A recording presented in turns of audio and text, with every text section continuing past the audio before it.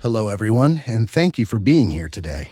I want to take you on a quick journey, not across the world, but inside the mind of someone who, in many ways, invented the modern self, Michel de Montaigne.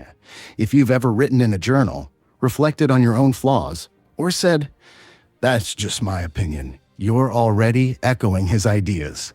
Montaigne was a 16th century French thinker, but don't let the date scare you. His writing feels surprisingly fresh, almost like listening to someone talk on a podcast about the messiness of being human.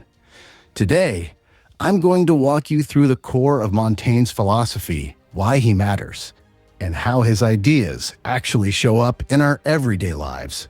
Who was Montaigne? Montaigne lived during a period of constant instability, religious wars, political tension, outbreaks of plague.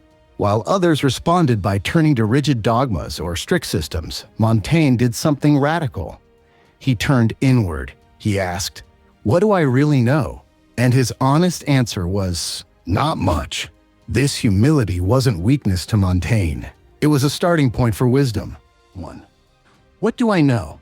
Montaigne's skepticism. The phrase Montaigne returned to again and again was "Que sais-je?", which means, "What do I know?" This wasn't cynical doubt. He wasn't saying nothing is true. Instead, he believed, we humans are limited. We're biased, we're emotional, and we often pretend to be far more certain than we should be. In other words, Montaigne would have been a nightmare on Twitter because he refused to take extreme positions. He preferred ambiguity, nuance, and reflection. His view was that being aware of our ignorance doesn't make us weaker. It makes us wiser. It protects us from fanaticism, extreme beliefs, and judgment of others. When we realize how little we truly know, we become more open-minded and more tolerant. 2. The invention of the essay, learning by exploring. Montaigne basically created the modern essay. The word essay comes from the French essayer, meaning to try or to attempt.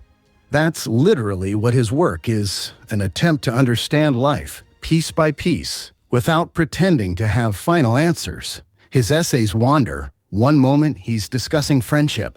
The next he's telling a story about his pet cat. But that's actually the point. Montaigne believed truth appears through exploration, not strict structure. For him, thinking was a form of self-experimentation. He wasn't trying to teach, he was trying to understand. 3. The philosophy of the self. Before Montaigne, philosophers focused mostly on big systems, reason, the cosmos, morality. Montaigne did something new. He made the self worthy of philosophical attention. He examined his fears, his body, his habits, his failures, even his digestion, not because he was narcissistic, but because he believed understanding ourselves is the foundation for understanding the world. He said, "I am myself the matter of my book." This is why many consider Montaigne the first modern psychologist. He treated the human mind with curiosity, not judgment. 4. Embracing our imperfections. One of the most charming things about Montaigne is how deeply he accepts human imperfection. He didn't try to be a hero or a saint. In fact, he often mocked his own flaws. He believed, people are inconsistent. Emotions often override reason. We contradict ourselves all the time, and that's okay, because that's human nature. Instead of fighting these inconsistencies, he advised we recognize them. Self-knowledge, for Montaigne, meant acknowledging both the noble and embarrassing parts of ourselves. In today's terms, Montaigne might say, be real. Be honest with yourself. 5. Tolerance and empathy. Montaigne lived during brutal conflicts between Catholics and Protestants. While both sides believed their own views were unquestionably right, Montaigne saw something else. Certainty can be dangerous, because certainty makes us less willing to listen, less willing to compromise, and more willing to demonize others.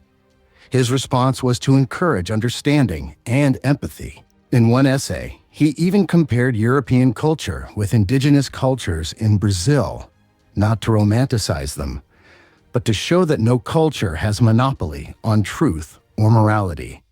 Today, we'd call this a form of cultural relativism. Montaigne was, essentially, a philosopher of tolerance. 6. The art of living.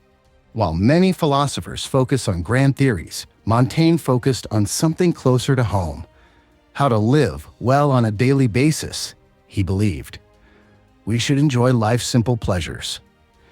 We should not fear death so much that we forget to live. Moderation is healthier than extremes. Happiness comes from accepting life as it is, not as we wish it to be, he once wrote. My life has been full of terrible misfortunes, most of which never happened. In other words, we suffer more from our worries than from reality. A very modern problem, right? 7. Why Montaigne still matters today. Even though he lived hundreds of years ago, Montaigne feels surprisingly contemporary. Here's why. In an age of online opinions, Montaigne reminds us to question our certainty. In a culture obsessed with perfection, he teaches self-acceptance. In a world of rapid judgments, he models empathy. And in a time of anxiety, he shows how to savor life's ordinary moments. If Montaigne had a social media bio, it might say something like, "Just trying to understand myself, and maybe the world, one thought at a time." Conclusion. To sum up, Montaigne's philosophy isn't a rigid system. It's more like a conversation, one he started centuries ago and that we can still join today. He teaches us to question what we think we know, to observe ourselves honestly, to embrace imperfection, and to live gently with curiosity and openness. Ultimately, Montaigne believed that wisdom doesn't come from certainty, but from humility. And in our fast, loud, and opinion-driven world, that message might be more important than ever. Thanks for listening. Subscribe for more.